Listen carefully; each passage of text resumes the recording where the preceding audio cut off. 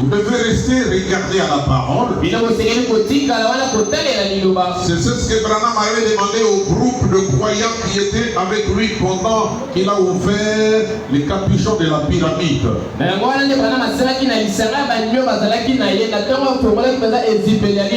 Il y avait un groupe qui l'avait suivi. Et lorsqu'ils sont arrivés sur cette montagne, la montagne du soleil couchant où les prophéties devaient s'accomplir, il a pris une barre de mine et il a coupé la tête de la pyramide. Et il a trouvé que dans la pyramide, il y avait un granit blanc qui n'avait pas encore été révélé aux gens. Le rocher blanc qui n'avait jamais frappé le soleil. C'est-à-dire une toute révélation qui venait tout droit de Dieu, il n'a jamais existé sur la terre depuis que le monde existe.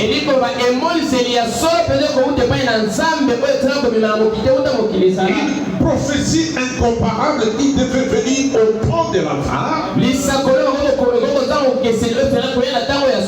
qui devait être la pierre angulaire pour assurer les croyants du temps de la fin de la vérité du message du temps de la fin. Et quand Branham a vu ce rocher blanc, il a cherché l'interprétation et n'en a pas eu. Il a demandé aux amis de rester et regardez les rochers. Ne vous éloignez pas du rocher. Restez sur ce rocher jusqu'à ce que je revienne de l'ouest. Et il est parti. Il a disparu. Et quand il a disparu, c'est comme Moïse qui est allé prendre la loi de l'Éternel. Pendant qu'il a fait 40 jours à la montagne, le peuple a compris que Moïse était mort. Le peuple s'est impatienté. Et pourtant, en bas de la montagne, il y avait un homme qui était tout fidèle à Moïse. Lui ne s'est pas inquiété. Lui n'a pas été découragé. Josué est resté au bas de la montagne. Il n'est même pas rentré dans les camps pour chercher à manger. Et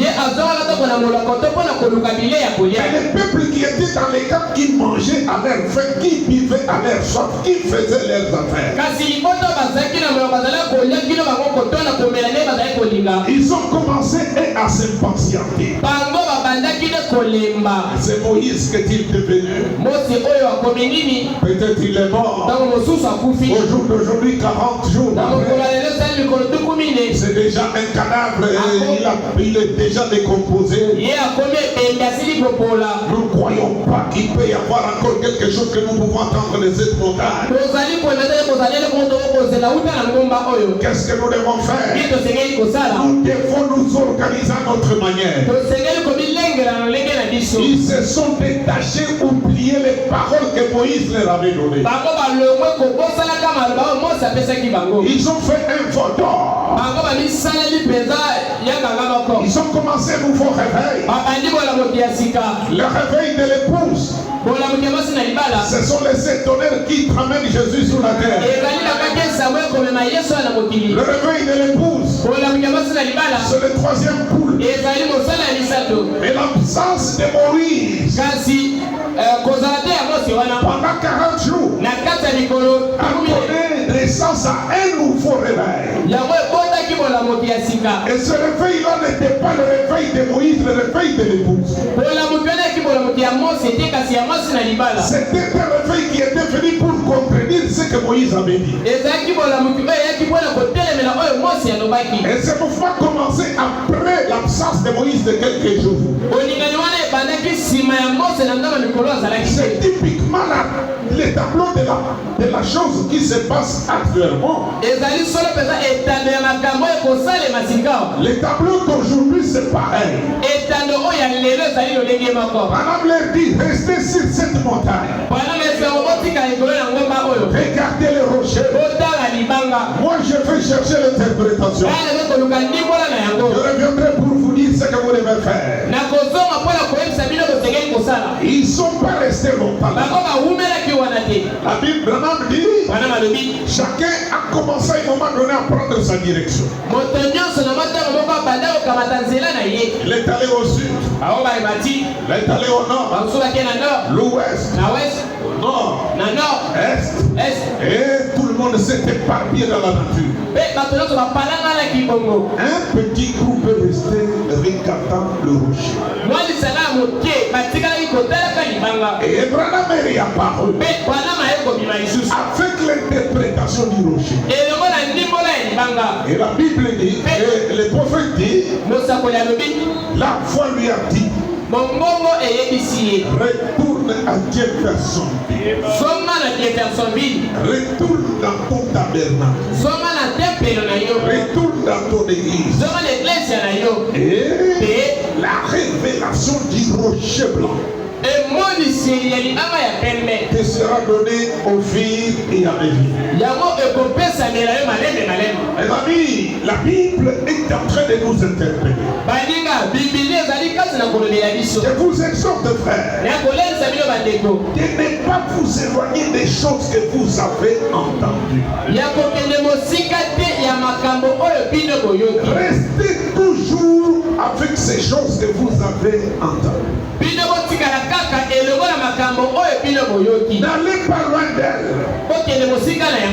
Parce que si la parole prononcée par les anges a eu son accomplissement, ces choses que vous avez entendues ne passeront pas. Nous devons rester avec les choses que nous avons entendues. Parce que nous sommes dans un temps très compliqué. Vous venez de voir ce qui vient d'arriver. Il y a 48 heures passées. Et je pense que c'est la grande nouvelle dans le message du temps de la fin.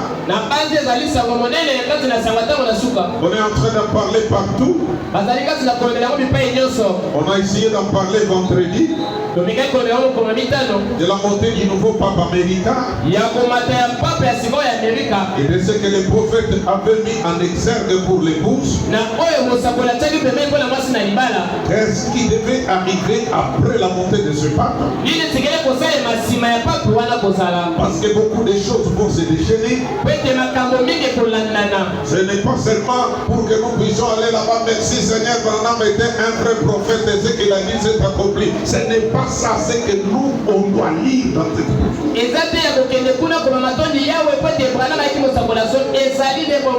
Ce n'est pas ça, c'est que nous on doit lire dans cette prophétie qui vient de s'accomplir. Il y a un message très capital dans cette prophétie qui vient de s'accomplir. Et si vous faites partie de l'épouse, vous devez être prêt. Parce que c'est aujourd'hui ou jamais que la couleur de tout un chacun qui disait je crois la parole, je crois le message sera connu.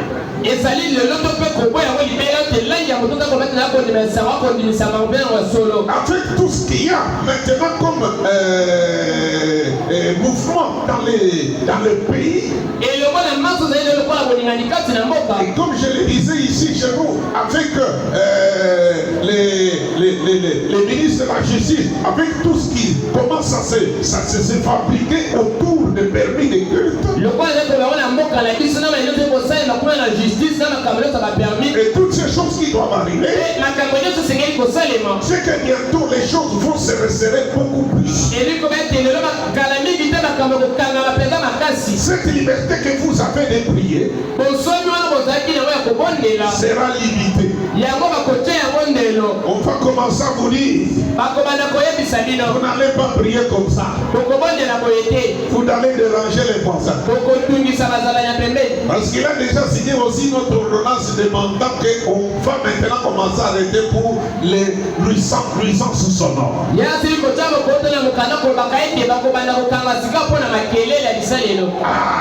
Les nuisances sonores. Les parts qui trompetent de jour la nuit, ce n'est pas des nuisances sonores.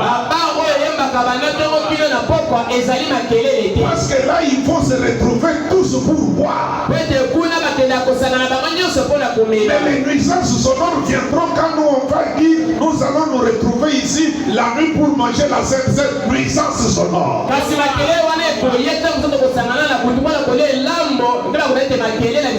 C'est que quelque chose doit arriver.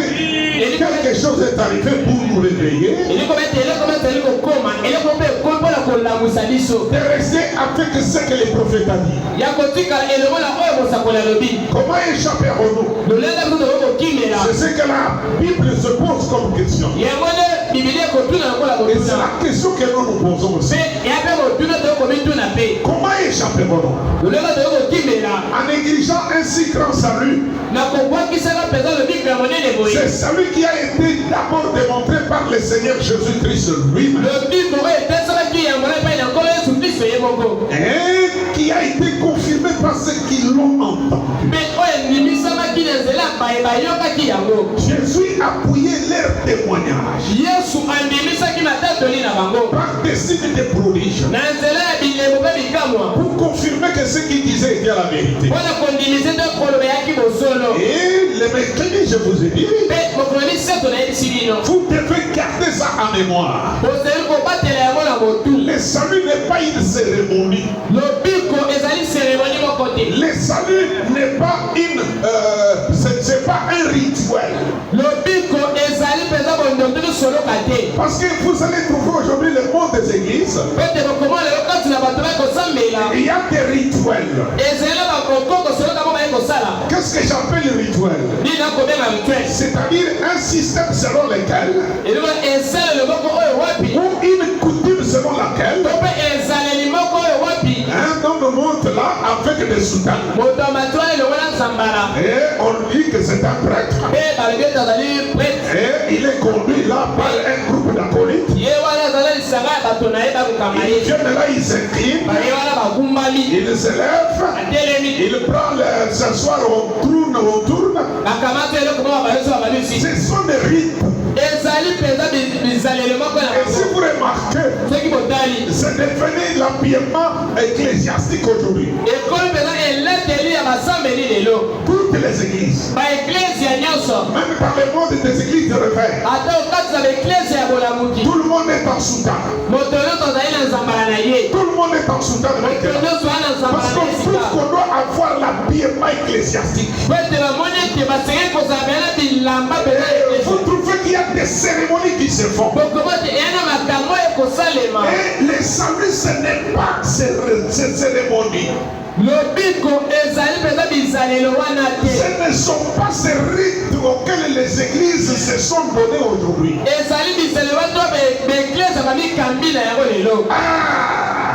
Ces rites auxquels les églises se sont fiées aujourd'hui, ce n'est pas ça le salut. Vraiment dit le salut est une délivrance.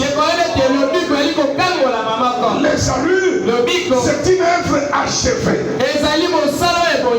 L'œuvre de la pupille de la mort du Seigneur Jésus-Christ lui-même.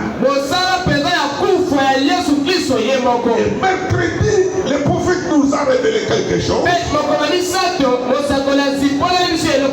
est très capital, définissant le salut comme la révélation spirituelle de la volonté et la parole de Dieu. Dès que vous recevez la révélation spirituelle de ce qu'est la volonté de Dieu pour vous aujourd'hui, et de la parole de Dieu qui était destinée pour votre jour,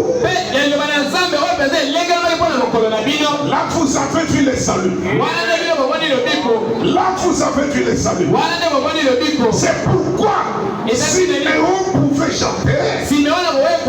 Seigneur, laisse ton serviteur s'en aller dans la paix.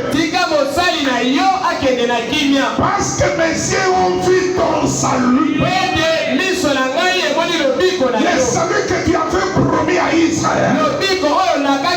Les saluts étaient devant Siméon. Et quand Siméon a vu les saluts, il y avait d'autres personnes dans cette église qui n'ont pas vu ce salut. Ils voyaient ce salut comme un enfant bâtard. Ils voyaient ce salut comme un enfant adultère. Ils voyaient ce salut comme un simple homme. Mais quand Siméon a été révélé, quand la révélation spirituelle est venue sur Siméon, de la volonté de Dieu en son jour, et de la parole de Dieu, Siméon regarde. Il dit, messieurs ont vu le salut. Laisse ton serviteur s'en aller en paix. Parce que j'ai le salut maintenant.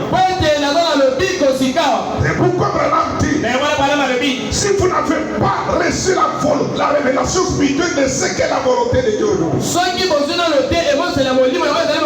et de la parole de Dieu en votre jour, vous ne connaissez plus le salut. C'est pourquoi toutes ces églises qui chantent maintenant, elles sont allées pour des cérémonies et pour des rites qu'ils font, mais pas pour les saluts. Parce que les saluts c'est autre chose. C'est comme Siméon. C'est l'esprit qui l'a réveillé. Il a dit, va à l'église. Parce qu'aujourd'hui, le salut va venir. Parce qu'aujourd'hui, je vais dévoiler le salut. Siméon c'est là. Elle va à l'église. Dieu qui ne manque pas de témoins va susciter encore Anne. Va à l'église. Parce qu'aujourd'hui, je vais révéler le salut. Quand Siméon prend l'enfant, loue le Seigneur, les bénit, les consacre à Dieu, l'esprit tombe sur Anne. Anne donne la prophétie. Cet enfant sera un signe de contradiction et de controverse. Il amènera la chute de plusieurs en Israël. Il sera la délivrance pour son peuple. Le salut c'est la délivrance. Et si vous n'avez pas vu cette délivrance, vous ne pouvez pas parler du salut. Le salut c'est la volonté, la révélation spirituelle de la volonté de Dieu. Aujourd'hui, quelle est la volonté de Dieu? Dieu a fait déjà dit, je vous enverrai Élie le prophète. Je vous enverrai Élie le prophète. Il viendra avant les jours du Seigneur. Mais aujourd'hui, il y a des pasteurs dans les églises qui prêchent la venue du jour du Seigneur, mais qui ne prêchent pas la venue d'Élie avant les jours du Seigneur.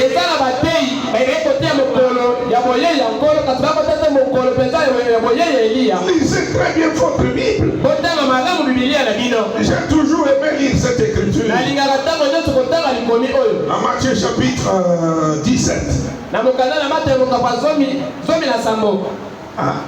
Dans Matthieu chapitre 17. Les jours du Seigneur. Les jours du Seigneur. Afin de parler aux gens du jour du Seigneur. Prêchez-les d'abord la venue d'Élie qui viendrait avant ce jour.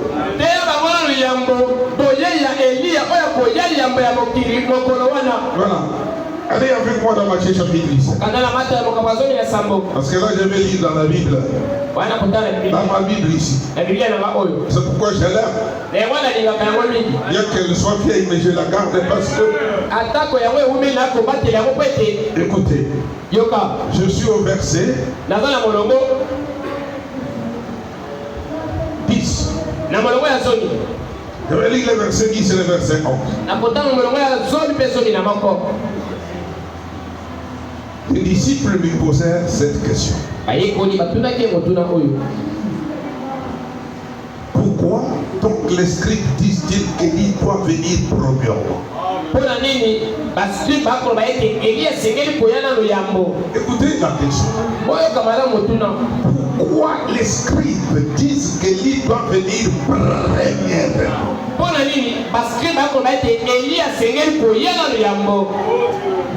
Pourquoi il doit venir premièrement? Premièrement que les jours du Seigneur viennent, Élie doit d'abord venir. Pourquoi?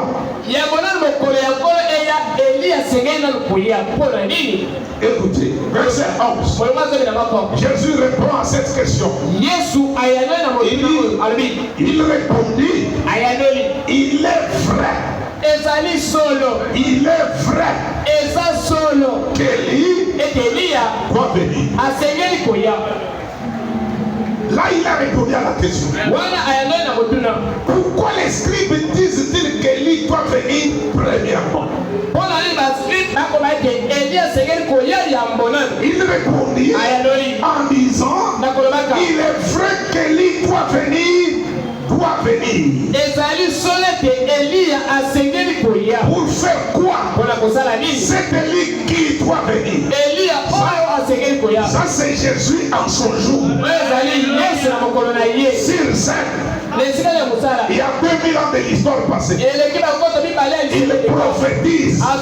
Il dit, je vous dis qu'Élie doit venir. Quand il viendra faire quoi? Il continue, il dit, je vous dis qu'Élie doit venir et rétablir toutes les choses. Il a terminé. Il a terminé le problème. Il ne faut pas descendre. Non, parce que la question est répondue. Parce que le verset 12 parle d'autre chose. Ce n'est pas la question des disciples. Parce que le verset 12 il commence à dire, mais je vous dis qu'Élie est déjà venu. La question n'était pas pourquoi les scribes disent-ils qu'Élie est déjà venu. Non. La question des disciples était, pourquoi les scribes disent-ils qu'Élie doit venir premièrement? Et il répond clairement à la question. Il est vrai qu'Élie doit venir et rétablir tout. Mais je vous dis qu'Élie est déjà venu. Parce que pendant qu'il parlait, il y avait un autre Élie sur scène. Malgré la présence de cet Élie-là, Jésus prophétise. Il dit, je vous dis qu'Élie doit venir. Ça c'est un futur proche. Quand il viendra, il rétablira toutes choses. Et quand vous allez dans Actes des Apôtres, au chapitre 1er, pendant que Jésus montait au ciel, les disciples qui regardaient, les anges sont apparus. Ils ont dit, qu'est-ce que vous regardez? Au ciel, les données, c'est Jésus que vous avez vu partir. Sera retenu au ciel jusqu'au rétablissement de toutes choses. Et quand toutes les choses seront rétablies, c'est Jésus que les nuées ont amené reviendra encore avec la vie. Parce que c'était la nuée qu'il avait transportée pendant qu'il montait. Mais le ciel doit les garder jusqu'au rétablissement chose sera rétablie. Les nuées nous ramèneront encore. Je sais pas ce que la Bible dit. Il reviendra de la même manière.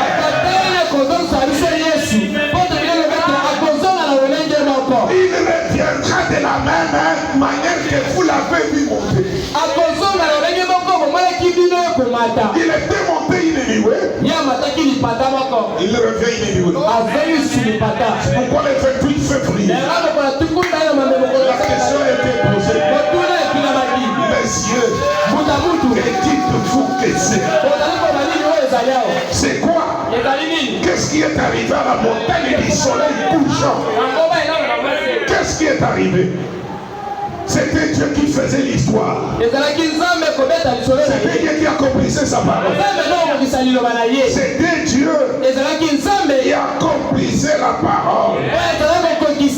Sa parole promise. Écrite dans Zacharie 14. Que ça ne sera ni jour ni nuit. Vers le soir, la lumière viendra. La lumière viendra. Vers le soir, la lumière viendra. Maintenant, écoutez. Ça, c'est dans ma Bible que je vais lire. Il y a un commentaire qui a été fait par l'écrivain ici. Si c'était aujourd'hui, on allait dire les gens de Branham l'ont corrompu. Monsieur Scofield fait des commentaires. Il met un sur le verset 10 de Matthieu 17.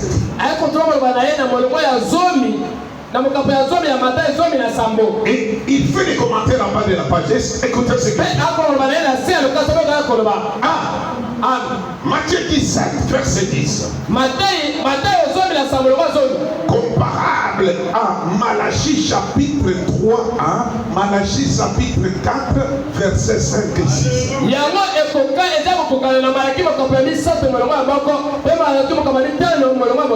Tous ces passages doivent être considérés ensemble.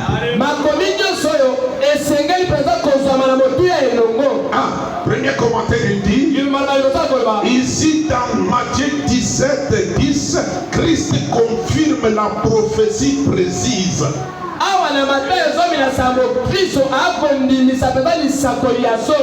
Mais encore inaccompli. Et Malachie 4, 5, 6. Lisez là-bas. Parce qu'ils vont dire c'est lui qui écrit. Lisez là-bas. C'est dans la Bible. Ce n'est pas une brochure. Ici, les commentaires sont là. Christ confirme la prophétie précise, mais encore inaccomplie de Malachie 4, 5 et 6. Il est vrai qu'Élie doit venir et rétablir toutes choses. Ici, comme en Malachie, la prophétie réalisée par Jean-Baptiste et celle qui doit l'être encore par Élie sont distinctes. Sont des choses distinctes. Là, pour dire aux gens qui n'ont pas d'intelligence, ils disent, oh, quand il parlait de lui, ils doivent rester là. Ce qu'on vient de lui comprendre, c'est un docteur. Ici, la prophétie accomplie, réalisée par Jean-Baptiste, et celle qui doit l'être encore par Élie sont distinctes.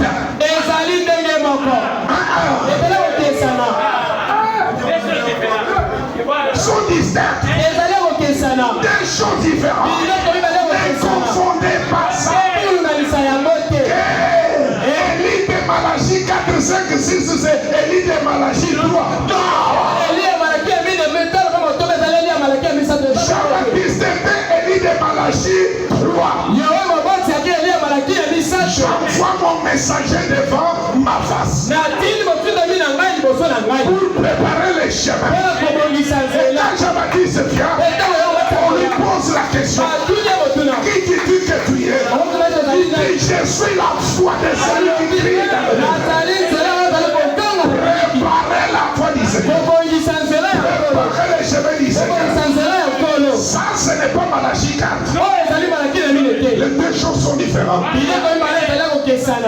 Bible. Même si vous ne pouvez pas lire dans les brochures, lisez ça dans la Bible. Cette Bible, ce n'est pas ça. Ce ne sont pas des Branham que l'on traduit. Non. C'est pas ça. C'est pas les Branham. C'est ça la version de Scofield. Les docteurs Scofield, c'est celui qui a écrit ça. C'est pas moi. C'est pas Branham. Il était même venu avant Branham. Vers 1800 quelque. Mais il précise que il y a deux prophéties qui doivent s'accomplir. La prophétie d'Élie de Malachie 4 avec la prophétie d'Élie de Malachie 3. Des choses différentes. Mais il y a des pasteurs jusqu'aujourd'hui qui confondent ça. Ils ne comprennent pas. Parce qu'ils n'ont pas connu le salut. Parce que le salut, c'est la révélation spirituelle de la volonté de Dieu. Et qu'est-ce que la volonté de Dieu aujourd'hui? Quand Dieu voulait accomplir quelque chose sur la terre, il a regardé le monde, tout le monde dans la désobéissance. Il a dit, mais qu'est-ce que je dois faire? Qu'est-ce que je vais faire? C'est comme le roi d'Angleterre. Il avait une guerre qui faisait rage chez lui. Tous les officiers étaient envoyés en guerre. Il était resté seul, sans messager. Parce que c'était pendant la période de la guerre. Maintenant, les rois fait une urgence. Un message envoyé sur les champs de bataille pour la finalité de la guerre. Mais qui va amener ce message? Il n'y avait personne. Il y avait personne. Il était resté seulement avec les femmes. Il ne pouvait pas envoyer une femme avec les messages. Pour être le messager, pendant qu'il était découragé, le roi est sorti comme pour se détendre. Et quand il arrive dans sa véranda, il jette un coup d'œil dans la rue. Il trouve un phaser. Un phaser qui était là en train de monter, descendre sans rien faire. C'est qui là? C'est quand même quelqu'un. C'est un homme. Le roi lève la main. Il lève les yeux. Le roi fait. Monte. Le phaser dit moi. Moi. Toi. Toi. Honte. Qu'est-ce que je fais? Qu'est-ce que je fais? Honte, monsieur. Il monte en train de trembler. Il arrive au palais royal. Le roi dit entre. Il entre, il s'assoit au salon. Le roi entre dans sa chambre. Il prépare les messages. Il sort avec ça. Il dit, monsieur, écoutez-moi très bien.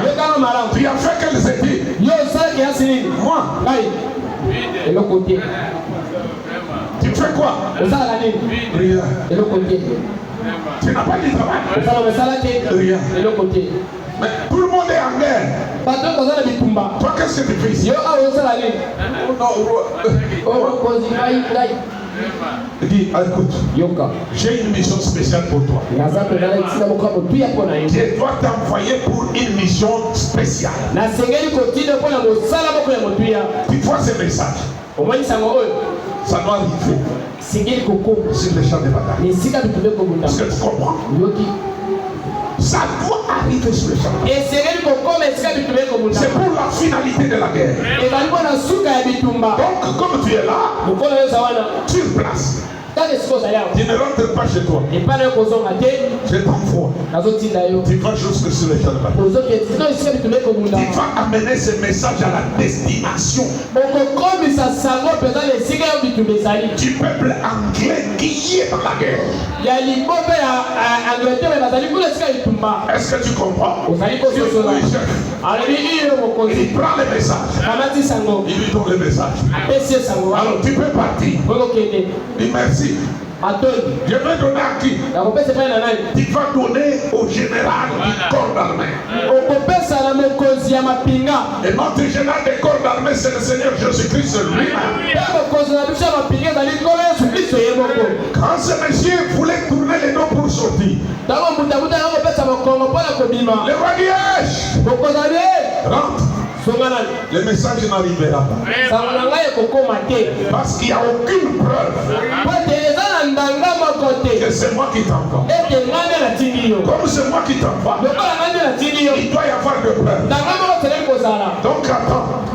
Le roi entre. Il sort cette fois-ci avec son pouvoir. Le sceptre du pouvoir. Oui. En Angleterre, jusqu'aujourd'hui, quand quelqu'un dit je veux être le roi, on lui dit montre-nous la pierre. La pierre de Scott. Quand tu as ça, c'est fini. Ça c'est mon pouvoir. C'est ça la royauté. C'est ça qui me donne le pouvoir de vous diriger. Pour le moment, si j'ai signé un papier, ça ne tiendra pas, on va déchirer ça. La seule chose que je peux faire, c'est de te donner mon pouvoir. C'est-à-dire, je voudrais m'incarner en toi. Pour que je puisse confirmer ta parole. Pour que les choses puissent marcher. Prends ce pouvoir. Va. Quand tu trouves des complications, on t'a envoyé. Tu viens d'où? Toi tu viens par elle. Dans ces cas suspects, tu dois te défendre. Et c'est le pouvoir qui va te protéger. Il a pris le pouvoir, il a remis. Le roi est resté sans trône, sans pouvoir. Son trône, son pouvoir est allé avec les faveurs. Et quand ces faveurs ont quitté le palais royal, le trône a quitté le palais royal. Parce que le trône, ce n'est pas une chaise. C'est l'autorité. Et l'autorité de céder à un monsieur. Le trône a quitté. Le trône fuit le pouvoir. Et le monsieur, il regarde. Il dit, mais c'est pour ça que les gens se tuent entre eux. La guerre à l'est, la guerre au nord, la guerre au sud, la guerre, toutes ces guerres que nous avons, c'est pour ça qu'on s'entraîne. Les Makenga, les Bissimois, ils meurent pour ça. Ils meurent seulement pour ça. Et c'est ça la chose que moi je ne peux pas blaguer avec ça. Je dois être jaloux. Je dois être prudent. Qu'est-ce que je dois faire? Il dit, si je commence à marcher dans la rue comme ça, avec les pouvoirs, il ne va pas me traverser. Parce que les rebelles sont partout. On va ramasser le pouvoir. Parce que c'est ce qu'ils cherchent. Il faut protéger le pouvoir. Il faut protéger le pouvoir. Il raisonne, il dit. Non. Il soulève sa tunique. Sa veste. Il prend le sceptre. il met à l'intérieur de lui-même. Il ferme les boutons. Un homme ordinaire, un phaseur, mais en lui, plein de la divinité.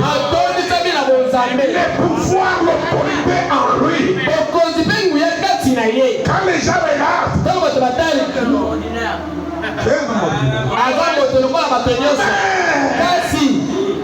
il cache le pouvoir.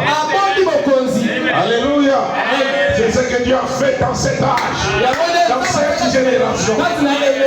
Nous envoyons un phaseur, un homme qui, quand personne n'avait quelqu'un pour parler, il ne pouvait pas lui parler.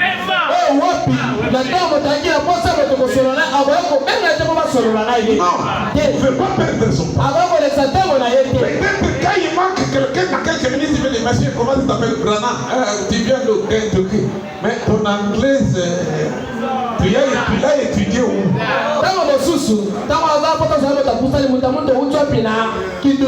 Mais le côté là, le col là, autant la tête. Et quand quelqu'un d'autre arrive là, on n'a plus trop de rester.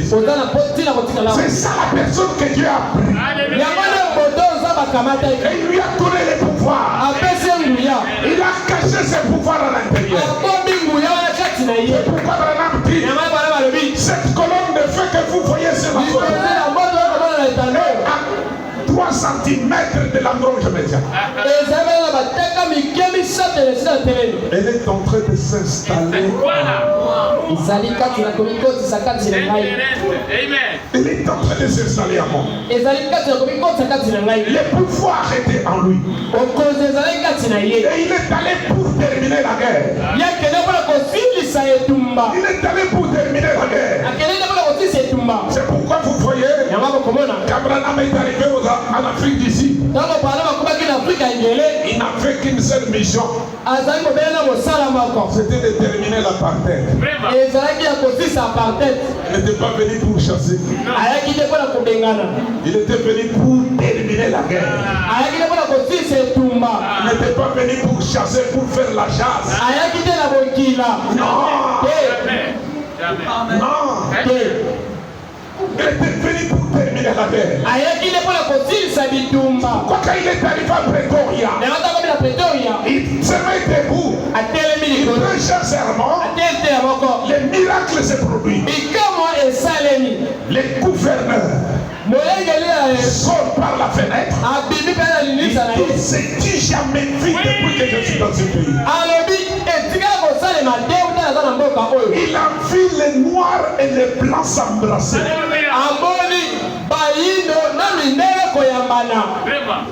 Les noirs et les blancs s'embrasser.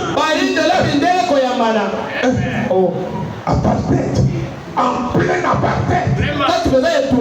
Un noir embrasser un blanc.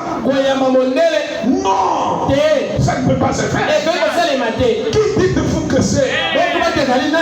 Il était venu pour que cette guerre, cette discrimination s'achève.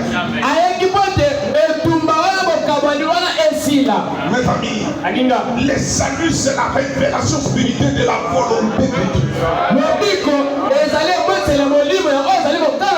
Et quelle est la volonté de Dieu pour vous?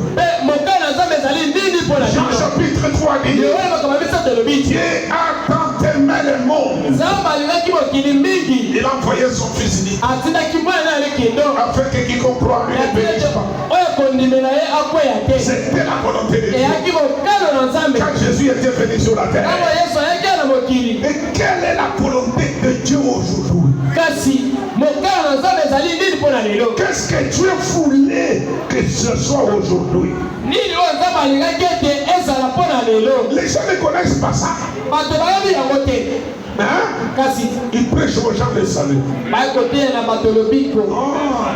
Appelez Siméon pour qu'il vienne vous prêcher le salut parce qu'il a vu le salut.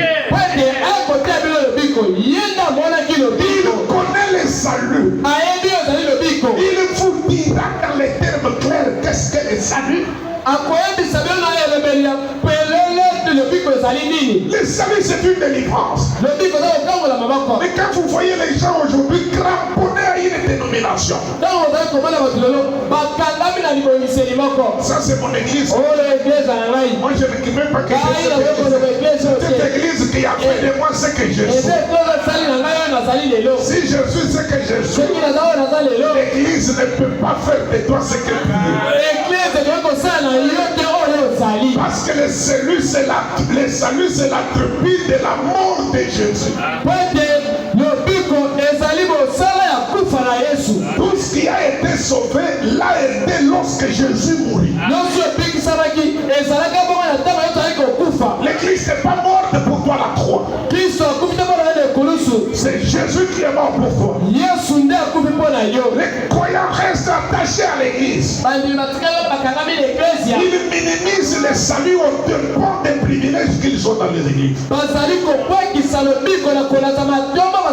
Et qu'est-ce qu'ils obtiennent en revanche? Ils ne obtiennent qu'un credo.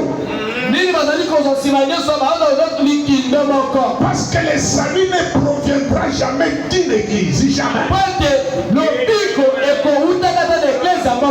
Jamais le salut ne viendra d'une église. Le salut c'est une révélation. Jésus est venu. Il voit ses disciples. Il avait déjà formé un grand groupe. Peut-être il se disait, venez chez nous parce que le maître est notre pasteur. Et Jésus entre un jour, il dit, qui dit pour vous que je suis moi le fils de l'homme? Oui, il cherchait le salut. Pour que le salut entre dans ces groupes. Parce que ces gens n'avaient pas le salut. Celui-ci se lève et dit, tu es Jean-Baptiste. Oui, c'est la vérité. Parce que Jean-Baptiste, quand il est venu, j'étais la portion de la parole qui était en lui. Mais il faut qu'il te faut que Pierre se lève. Il dit, tu es le Christ, le Fils du Dieu vivant. Jésus rétorque. Il dit, Pierre, ce n'est pas le sang et la chair. C'est la révélation qui t'a donné ça.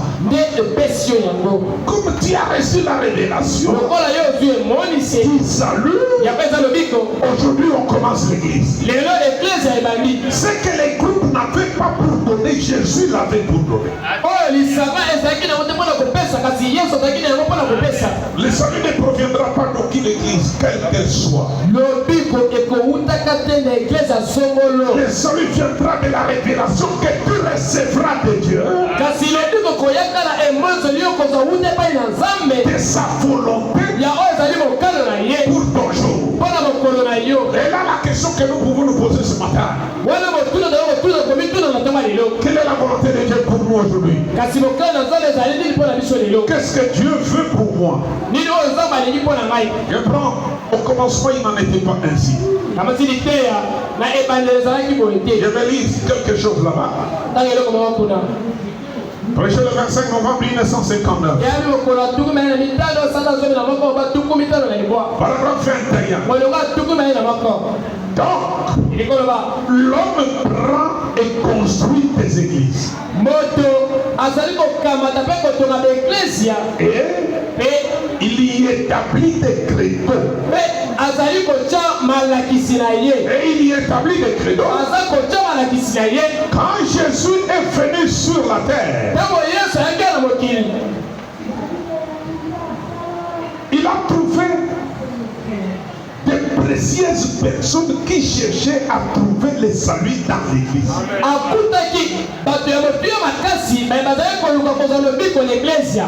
Quand Jésus était venu, lui qui était-il? Les saluts. Mais il va dans les églises, il trouve des précieuses personnes qui cherchent le salut dans les églises. Qu'obtenaient-ils ces gens-là? des cérémonies. Vous comprenez? Lui qui était le salut est venu sur la terre. Il trouve des gens précieux qui cherchaient le salut dans les églises. Et qu'est-ce qu'ils obtenaient de ces églises? Des cérémonies. Des versets de l'eau. Avec les anciens. Porter des habits. C'est ce qu'ils avaient. Des cérémonies. Ils n'obtenaient pas de salut. Le salut est une délivrance. Amen. Ils n'obtenaient donc pas de salut. Ils avaient un tas de cérémonies. C'est ce que les gens disent dans les églises. On a dansé d'abord.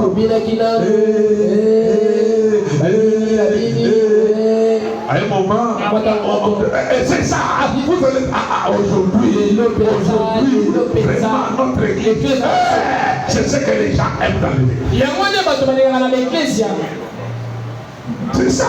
Des petites distractions là. Je te dis, toi là, tu cherches un mari. Au nom du Seigneur, je te donne un mari.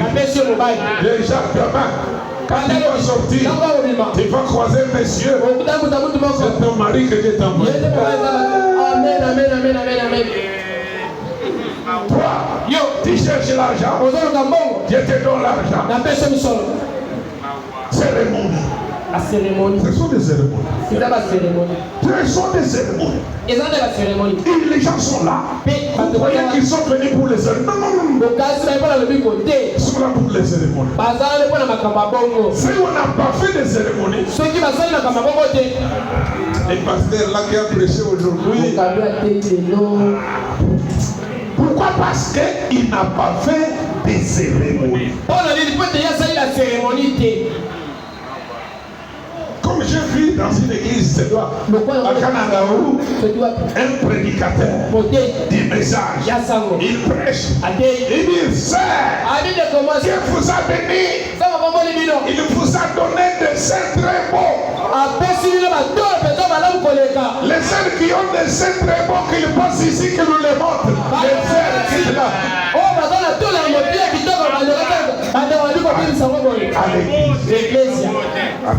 L'Église. Dieu vous a béni. Il vous a donné des derrières.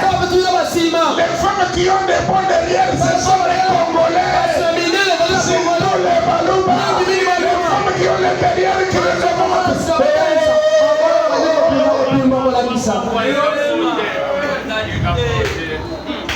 Voilà les messages. Voilà. Les gens aiment ça.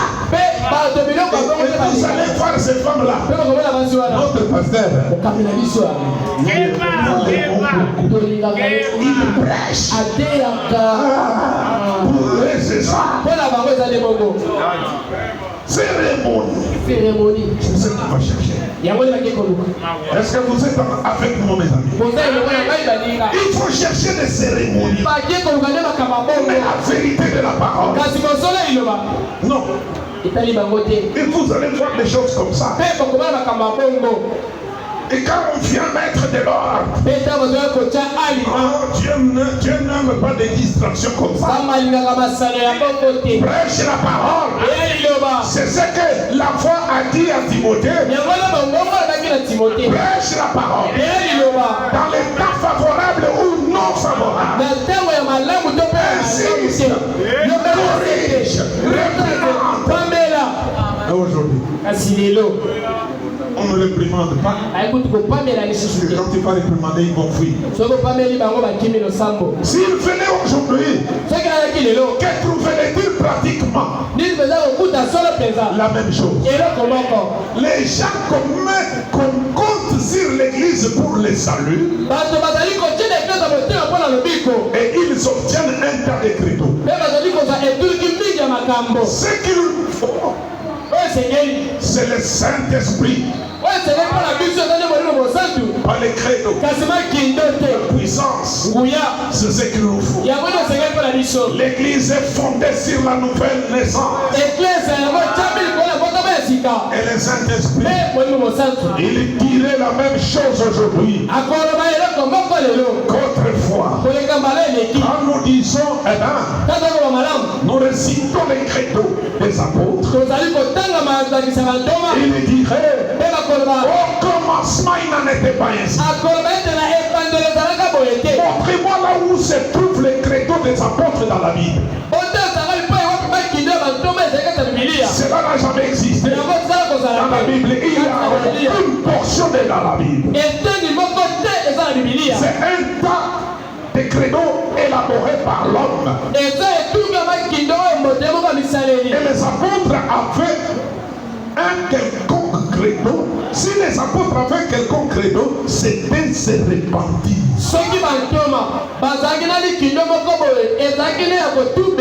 S'il y avait un quelconque credo que les apôtres invoquaient, c'était repentez-vous et faites-vous baptiser, vous recevrez les dons du Saint-Esprit. S'ils avaient credo, c'était celui-là. Mais ils prêchaient l'évangile. Et l'évangile ne venait pas en parole seulement, mais avec la puissance, la démonstration du Saint-Esprit. Car ces signes ne pouvaient pas suivre les croyants si le Saint-Esprit ne les démontrait pas. Donc la prédication de la parole, c'était seulement la sémence. Quand il tombait dans le cœur, cela produisait la nouvelle vie. Et les signes accompagnaient les croyants. Alléluia. Et les signes accompagnaient les croyants. Oui. Quand les gens sont venus au temps de Jésus à l'église, ils sont venus chercher les saluts, mais ils n'ont pas reconnu Jésus qui était les saluts. Et qu'est-ce que l'église leur a donné? Un tas de credos. Et Jésus a dit, c'est enfin qu'il m'honore. C'est enfin qu'il m'honore. Enfin qu'il m'honore en enseignant des préceptes qui sont des commandements. Et ils comptent sur l'église et ils organisent des cérémonies. Vous savez, Jésus a dit, les a traités, je pense là, des mirailles blanchies. Comment il se lavait souvent les mains. Et ils avaient des traditions. Ils étaient tous aussi religieux. Qui est au possible. Et quand Jésus est venu, il a renversé complètement la chose. Il leur a prêché autre chose. Et les églises étaient contre lui. Et ils se sont écriés. Eh ben, pourquoi les anciens disent-ils ceci? Disent-ils cela? Jésus a dit, au commencement, il n'en était pas ainsi. Dieu dirige son église. Dieu vit dans son église. Nous ne devrions jamais retrancher un bras. Et aujourd'hui, lorsque nous venons recevoir le Saint-Esprit, les gens veulent s'avancer, serrer la main de leur pasteur et dire, eh ben, je crois avoir reçu le Saint-Esprit. Certains d'entre eux prennent la communion et disent qu'ils ont reçu le Saint-Esprit. La Sainte Eucharistie. Écoutez frère, la Sainte Eucharistie ne provient jamais du fait de prendre la communion. Le Saint-Esprit va de cieux comme un vent impétueux. Et il remplit l'endroit où ils étaient assis. Et la Bible promet non pas quelque chose d'identique à cela. Écoutez ça.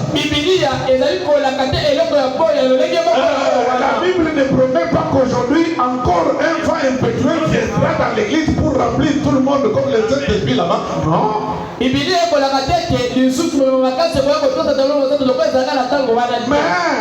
ce même Saint-Esprit serait pour chaque personne que Dieu appelle dans son église. Car la promesse est pour vous, pour vos enfants et pour tous ceux qui sont au loin. En aussi grand nombre que le Seigneur votre Dieu nous appellera.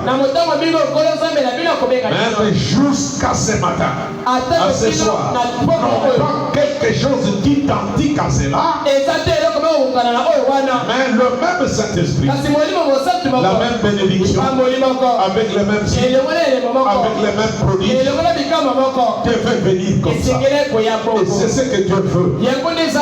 Les gens sont allés à l'église pour avoir les saluts. Mais qu'est-ce qu'ils ont reçu? Un credo. Et c'est la même chose aujourd'hui. Quand on va à l'église, qu'est-ce qu'on va chercher? Des cérémonies. Des cérémonies. Mais la parole? Non, il n'y en a pas. La parole, il n'y en a pas. Vous voyez les gens qui aiment ça très bien. Qui aiment aller se distraire là-bas. C'est pourquoi quand ils nous contredisent, ils disent vous seulement la parole.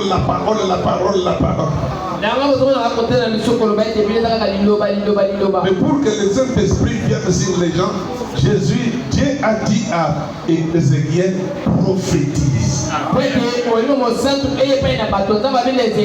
de l'homme, prophétise, appelle l'esprit. C'est la prophétie qui amène l'esprit. Ce ne sont pas les cérémonies. C'est pourquoi nous devons toujours prophétiser. C'est parole sur parole. Oui, c'est comme ça que l'esprit peut venir. Au commencement, il n'en était pas ainsi. Les choses ont changé aujourd'hui. Ils n'aiment pas la parole. Ils prennent la parole. Ils ajoutent leurs commentaires. Et ils disent que c'est la parole de Dieu. Comment échapperons-nous? Comment échapperons-nous? En négligeant un si grand salut. C'est celui qui a d'abord été annoncé par le Seigneur. Et ce salut a été confirmé par ceux qui ont entendu le Seigneur.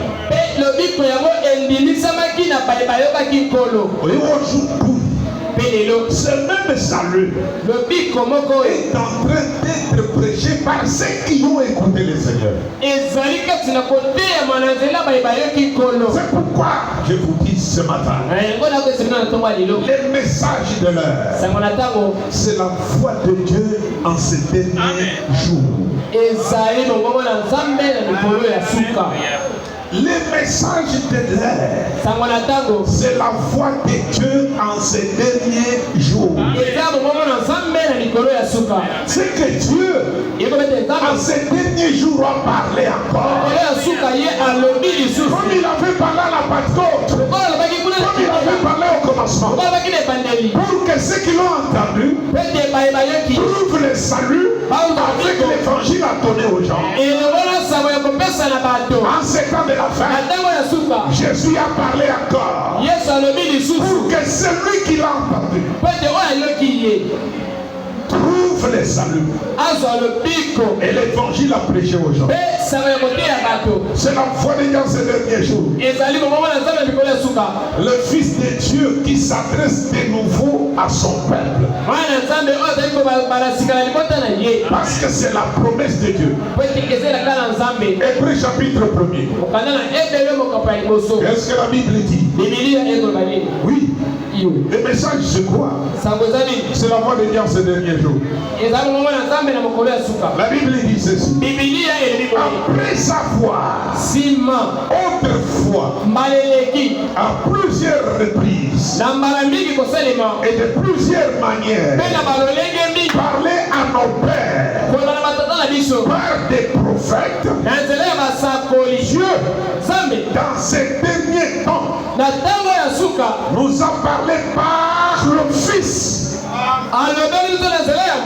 Nous parle par le Fils. Le Fils qu'il a établi héritier de toutes choses. Par lui, il a aussi créé l'univers. Le Fils est le reflet de la gloire de l'empreinte de sa personne. Et il soutient toutes choses par sa parole puissante. Alléluia. Amen. Après nous avoir parlé de plusieurs manières, de différentes manières, dans les temps anciens, par les prophètes, Jésus aujourd'hui nous parle par le Fils. C'est pourquoi Luc 17:30 avait promis. Comme il en était au jour de Noé, ainsi en sera-t-il au jour où le Fils de l'homme devait se révéler de nouveau sur la terre. C'est que c'est le Fils de l'homme qu'on attendait aujourd'hui. Le Fils de l'homme devait se dévoiler à nous selon la parole. Comme quand il était devant Pierre, il lui a dit, toi tu es Céphas. Tu es le fils de Jonas. Mais tu seras appelé Pierre. Il était devant Nathanaël. Il a dit, tu es un juif qui n'a pas de fraude en toi. Pourquoi? Parce que quand tu étais assis en dessous du figuier, avant que Philippe ne t'appelle, je te connaissais. Il connaissait Nathanaël avant que Philippe l'appelle. Et c'est ce même fils qui est réveillé aujourd'hui. Il nous a tourné les deux. Quand il était devant Sarah, Sarah était derrière lui. Dans la tente, il a dit à Abraham, le croyant, pourquoi Sarah a-t-elle ri? Sarah dit, non, j'ai pas ri. J'ai pas ri. Il dit, elle a ri. Elle a dit que c'était possible ce que je viens de te donner comme promesse. Que ça ne peut pas s'accomplir.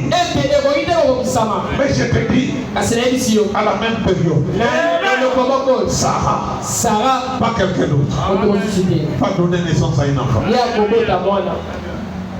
Le Fils de l'homme devait revenir sur la terre. Le Fils de l'homme devait nous parler du royaume des cieux. C'est pourquoi ne résistez pas à celui qui nous parle du royaume des cieux. Aujourd'hui, le message que nous vous prêchons, que nous avons reçu, nous ne l'avons pas reçu d'un homme. C'est la voix de Dieu qui s'adresse de nous depuis les cieux. C'est pourquoi en 1933, pendant qu'il baptisait la 17e personne, le ciel s'est ouvert. Comme au baptême de Jésus, le ciel s'était ouvert. La voix se fait entendre du haut des cieux. Qu'est-ce que la voix disait? Comme Jean-Baptiste était envoyé comme précurseur de ma première venue, je t'envoie toi comme précurseur de ma seconde venue. C'est la foi de Dieu qui s'est adressée à nous aujourd'hui. Que si tu es sincère, quand tu pries, et que tu amènes les gens à te croire, rien ne résiste à ta prière. Comment échapperons-nous si nous pouvons négliger un si grand salut qui a été détaillé devant nous?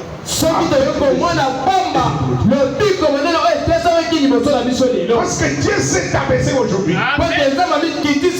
De telle sorte que il nous a accompagnés avec un témoignage vivant. Un jeune homme qui pouvait aussi vivre comme tous les jeunes hommes. Quand il entre dans un bar, parce que son père les traitait de poules mouillées. Il dit, je ne suis pas pour bouger. Je suis un homme. Je peux tirer la cigarette. Je peux prendre l'alcool. Je peux boire. Je peux faire tout ce que l'on peut faire. Et quand il se décide, il entre dans le bistrot. Il prend le verre. Dès qu'il le saisit, ne bois pas, ne fume pas, ne suis pas ton corps. Qu'est-ce que vous dites que c'est? C'est le témoignage de Dieu. Il nous parle toujours. Comment échapperons-nous?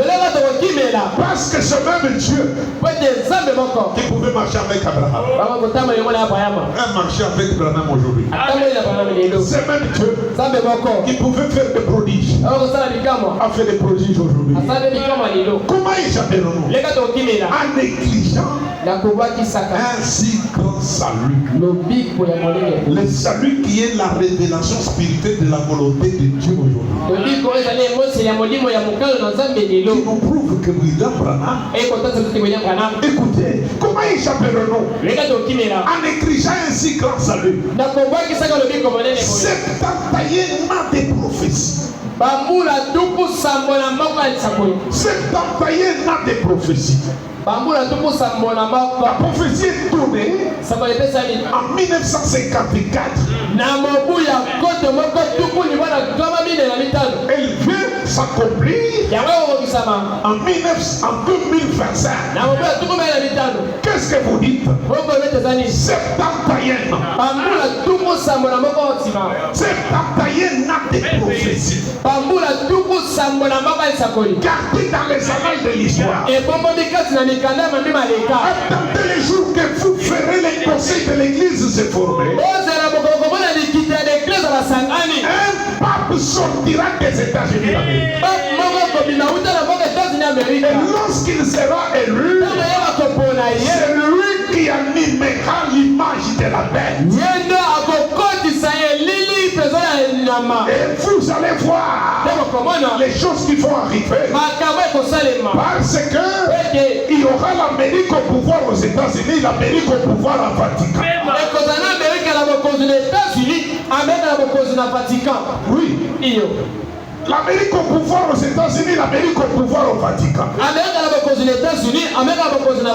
Et ils vont s'associer. Et une bête qui sort des eaux. Rome. Une bête qui sort de la terre. Les États-Unis. Et la bête qui sort de la terre a le pouvoir de faire descendre du feu du ciel sur la terre. Vraiment dit, le feu du ciel sur la terre, c'est la puissance des bombes atomiques. Et la supériorité numérique des États-Unis d'Amérique en armement. Il faut couvrir ces pouvoirs religieux. C'est pourquoi dans Apocalypse chapitre 13, cette bête qui sort de la terre avec des corps, un pouvoir religieux et un pouvoir politique. Il faut s'associer. C'est le temps et le signe de l'union. Ces deux pouvoirs vont se mettre ensemble. Pourquoi vous avez vu Trump qui brûle, qui dit je veux rencontrer mon frère. Il faut que je rencontre mon frère. Il faut qu'ils se rencontrent pour définir les choses, pour mettre les objectifs ensemble. Et je vous ai dit, ce n'est pas pour rien qu'il a pris le nom de Léon XIV. Parce que Léon XIII il avait l'esprit d'unir l'église. Et il a échoué. La mort l'a précipité. Et quand celui-ci est venu, le jour de son intronisation, on lui donne le nom de Léon XIV. Et directement l'esprit de Léon s'incarne en lui. Parce que la bête, c'est l'incarnation du diable. C'est l'esprit de Léon XIII qui s'est incarné en lui. Pour accomplir la mission que lui avait manquée. Et aujourd'hui, et après 71 ans de nous venons de voir la prophétie accomplie. Comment échapperons-nous en tournant les dos à une telle vérité? Comment échapperons-nous? Si une prophétie peut rester dans les annales de l'histoire, 71 ans, et ça s'accomplit. Aujourd'hui, vous dites, oh, Branham est un vrai prophète. Mais la question qui nous est posée ce matin, si il est un vrai prophète, comment échapperons-nous en négligeant les messages qu'il a prêchés? Quand il a dit n'oubliez pas votre assemblée, quand il a dit venez à l'église 30 minutes avant, quand il a dit payez les dîmes et les offrandes, quand il a dit soutenez votre pasteur, quand il a dit soutenez votre église, comment échapperons-nous si nous ne négligeons ça? Alléluia. Amen. Comment échapperons-nous? Hein, Jacques, tu dors, hein? Tu vas échapper avec les sommeils. Hein? Comment échapperons-nous? Branham a dit Wamba Ubala. Wamba Ubala. Mais comment échapperons-nous si nous négligeons ce qu'il a dit? Comment échapperons-nous si la foi de Noé a fait amener la destruction au monde en pédiluvian? C'est parce qu'ils avaient refusé de négliger le message. Alléluia.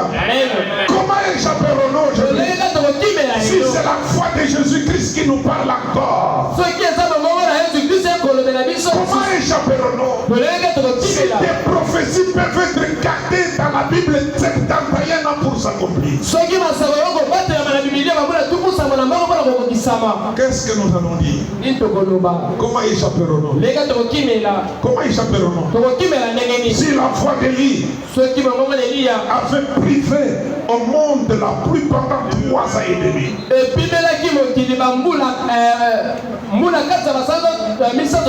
Par une simple prière d'un homme. Peut-être il était fâché à cause des choses qu'on lui faisait. Il vient avec sa colère, dit qu'il n'y ait pas de pluie, pas de rosée. Sinon à ma parole. À ma parole. Si sa foi a privé du monde, a privé au monde de la pluie pendant 3 ans et demi, à une simple prière, et si Christ a recommandé à son église d'aller partout de prier pour les malades, ça c'est une recommandation que Élie n'avait pas. Élie n'avait pas cette recommandation. Mais à cause de la foi qu'il avait, il se lève, il dit qu'il n'y ait pas de pluie. Mais si un homme, par sa foi, il a privé au monde de la pluie, à combien plus forte raison l'église qui a reçu une recommandation, qui a reçu une commission aujourd'hui, allez par tout le monde, prêchez la bonne nouvelle, priez pour les malades. Comment allons-nous échouer avec une telle commission? Comment échapperons-nous? Comment Dieu va manquer d'exaucer notre prière?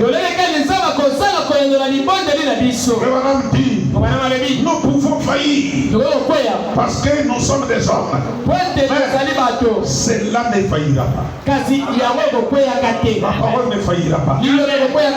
La parole restera éternelle. Et si cela peut échouer, c'est parce que nous voulons échouer. Mais Dieu ne nous a pas appelés à cela pour échouer. Comment échapperons-nous? Je suis dans le message Hébreu chapitre de première partie. Paragraphe 54 jusqu'à 57. Écoutez ce que les prophètes disent. Comment échapperons-nous si la foi d'Élie amena la destruction parce qu'il était un ange du Seigneur? Comment échapperons-nous alors que la voix de Christ nous parle aussi? La voix que vous entendez maintenant, ce n'est pas la voix d'un homme. C'était la voix de Christ qui parlait au travers de Branham. Comment pouvons-nous faillir quand nous prions pour vous? Branham pose la question. Comment nous pouvons faillir quand nous prions pour vous? Si c'est la voix de Christ, si c'est Christ a recommandé à son église, il a recommandé à l'église de prier pour les malades, et que l'église a fait ce que Dieu lui a dit de faire. Alors comment cela peut-il ne pas arriver? C'est impossible. Vous pouvez faillir, vous, mais cela ne faillira pas. Et aussi longtemps que vous observez ce que dit cette voix, elle vous conduira de l'autre côté. Si vous échouez, vous échouez parce que par votre propre faute. Vous vous éloignez simplement de la parole. Mais aussi longtemps que vous vous en tenez à la parole, cela ne peut pas faillir. Car la parole des prophètes a fait ceci et cela. Alors combien plus sera la parole de Christ? Comment échapperons-nous si nous négligeons un si grand salut qui nous a été annoncé au départ par le Seigneur et qui nous a été confirmé par ceux qui l'ont entendu? Pensez-y. Annoncé par le Seigneur. Combien de fois pourrions-nous retourner? Où pourrions-nous nous arrêter? Juste ici et y passer une heure. Maintenant, rappelez-vous, cela a d'abord été annoncé par Jésus et ensuite confirmé par ceux qui l'ont entendu. Maintenant, écoutez. Comment échapperons-nous? Comment allons-nous échapper? Nous qui avons vu des choses extraordinaires aujourd'hui. Parce que la parole de Christ aujourd'hui a été confirmée par nous. Le même évangile qui a été prêché par Jésus-Christ lui-même. Parce que c'est lui qui l'a prêché au départ. Ce même évangile a été confirmé par ceux qui l'ont entendu. Et c'est cet évangile-là qui a été annoncé par ceux qui l'ont entendu qui est resté la pierre angulaire. Et après 2000 ans de l'histoire du salut, nous avons assisté à la venue des athées, à la venue des incrédules. À la venue des infidèles, des sceptiques qui ne croient pas la parole, ils se sont levés dans tous les champs partout pour amener l'incrédulité aux enfants de Dieu, pour les amener loin de la parole de Dieu. Mais malgré la venue des incrédules, le même Jésus est revenu au temps de la fin sur la terre avec sa parole et dans la chair humaine pour confirmer les œuvres de puissance de Dieu qui se sont accomplies aujourd'hui par les pouvoirs de faillibilité. Oui. Avec des puissances indiscutables. Des choses qu'on ne trouvera nulle part ailleurs. Seulement aujourd'hui, en ces derniers jours. C'est là que vous pouvez voir ces œuvres de Christ. Et c'est la foi de Dieu qui accomplit ça. C'est pourquoi vous voyez un homme qui se lève. Il dit regardez maintenant par ici. Et quand vous regardez, ne quittez pas notre frère.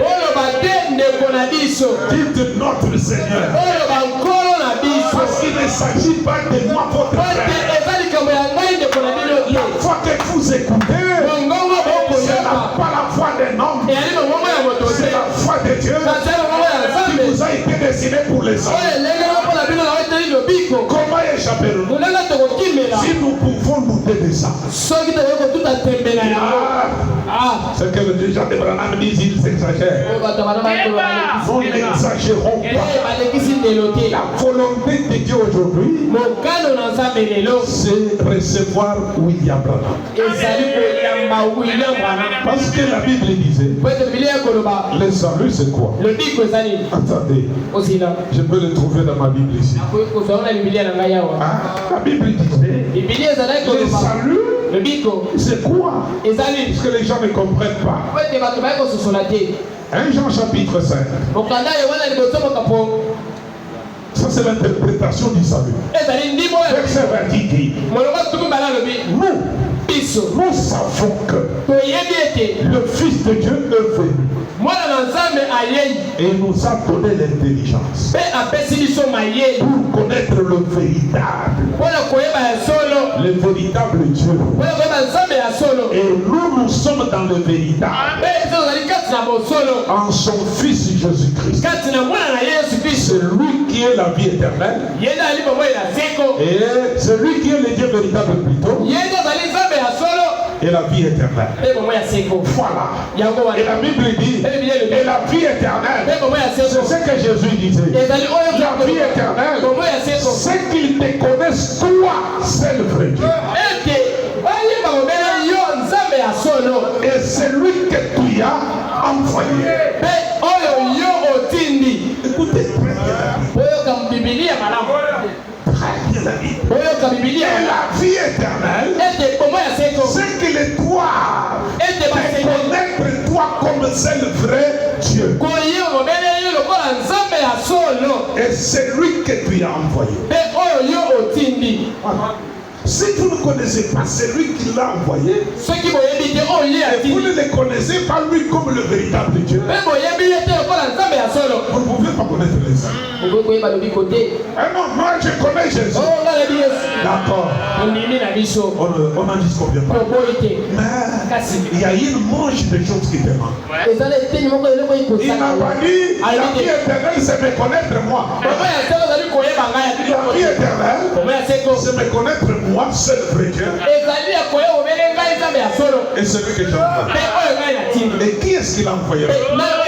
Si vous le connaissez lui comme le véritable Dieu, mais qui est-ce qu'il a envoyé? Parce que les gens doivent être clairs. Et c'est comme ça que vous recevrez les saluts. Moi je crois Jésus. D'accord. C'est pas tout. Parce qu'il y a deux choses. Les connaître lui et reconnaître celui qui l'a envoyé. C'est pourquoi aujourd'hui, on a venu, il a prêché un message intitulé Reconnaître votre message dans votre jour. Et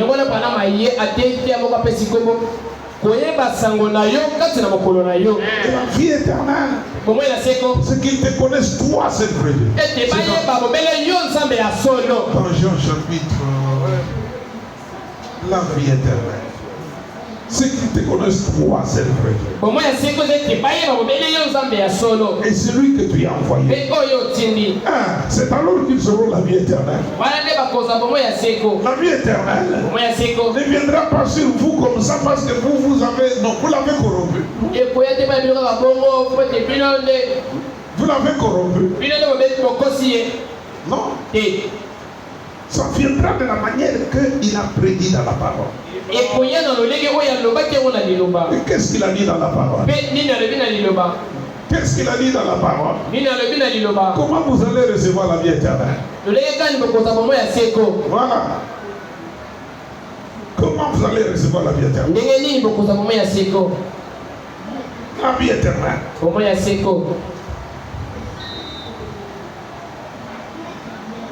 De connaître toi. Vous les connaissez lui. Vous connaissez celui qui l'a envoyé. Voilà qui fait la chose. Et si vous ne pouvez pas le faire de cette manière, je ne pense pas que vous pouvez avoir cette vie éternelle que vous prétendez avoir. Vous pouvez avoir les saluts que vous prétendez avoir. Jamais. Parce que vous devez connaître les choses de la manière que ça doit être connu. Le salut, c'est une révélation. Je n'ai pas trouvé l'écriture. Laisse. Jean chapitre 3.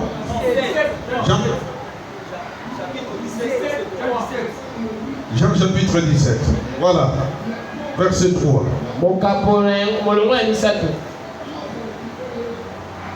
Voilà, c'est vrai. Ok, merci mes amis.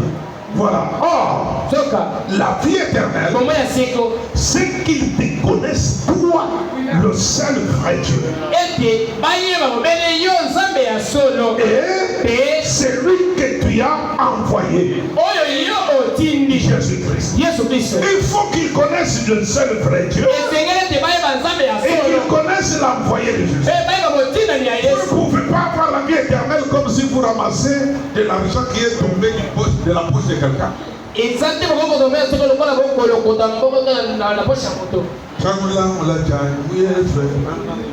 n'allez pas ramasser la vie éternelle. Non. Vous n'allez pas ramasser la vie éternelle en Jésus. Non.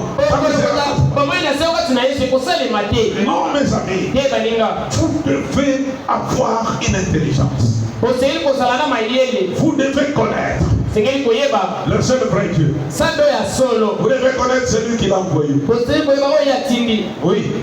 Et quand vous le connaissez, voilà, vous avez la vie éternelle.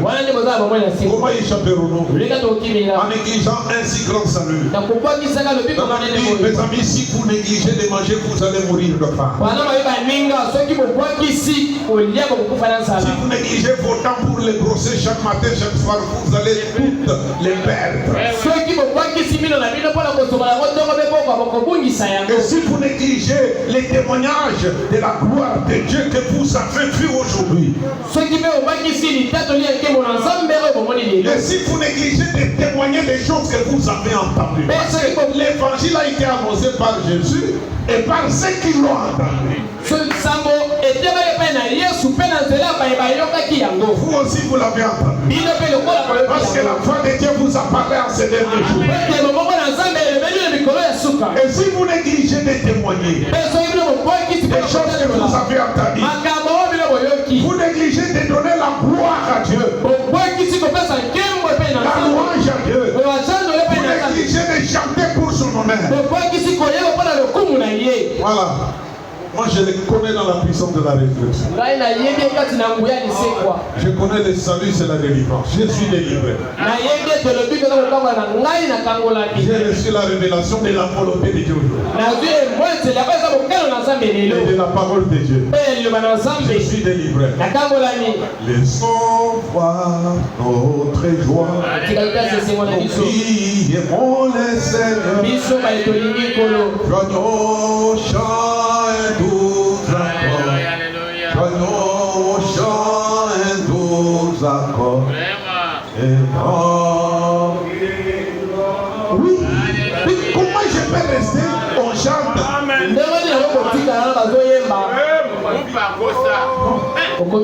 Je ne suis pas délivré. Je n'ai pas le salut. Joignons nos chants aux anges et manifestons notre joie. Nous qui avons été délivrés.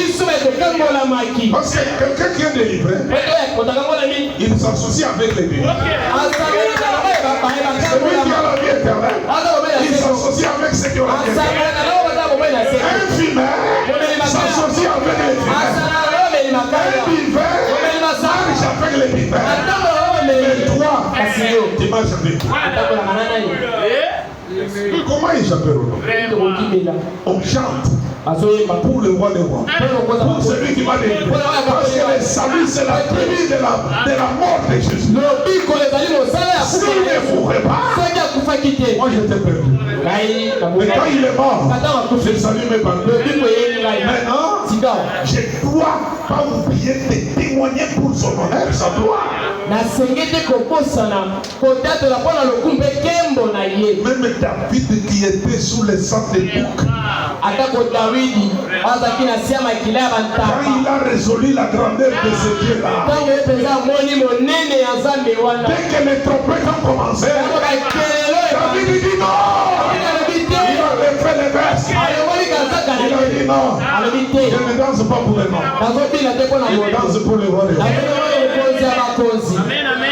Comment échapperons-nous? En négligeant.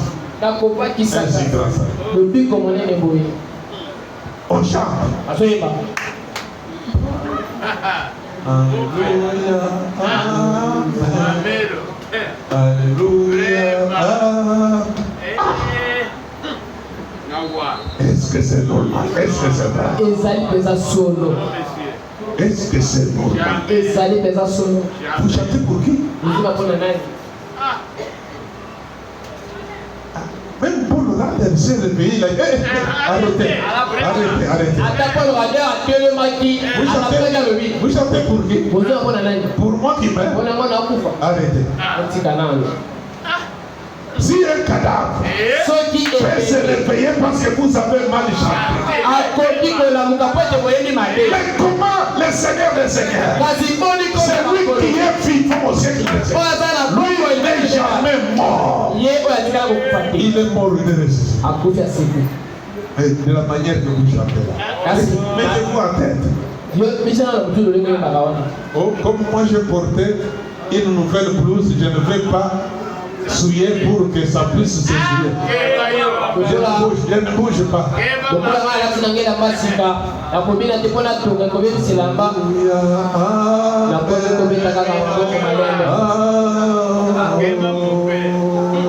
Amen, alléluia. Comme ça. Est-ce que vous frappez les mains? Les instruments qui cordent que David a dit, c'est comme ça que ça joue. Même la guitare là, quand elle n'est pas réglée, elle ne peut pas chanter. Il faut la régler d'abord. Et vous, quand vous voulez chanter, il faut régler les fils. Il faut régler. Vous savez régler.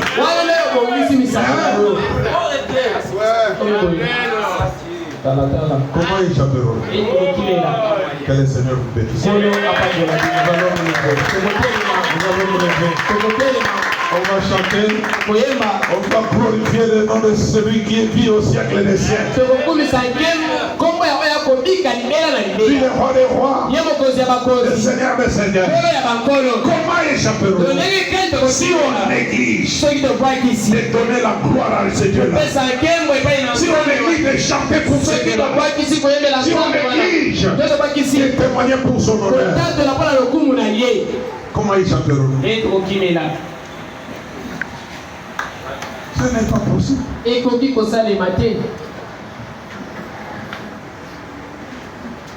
Sans voir notre joie, nous qui aimons le Seigneur, joignons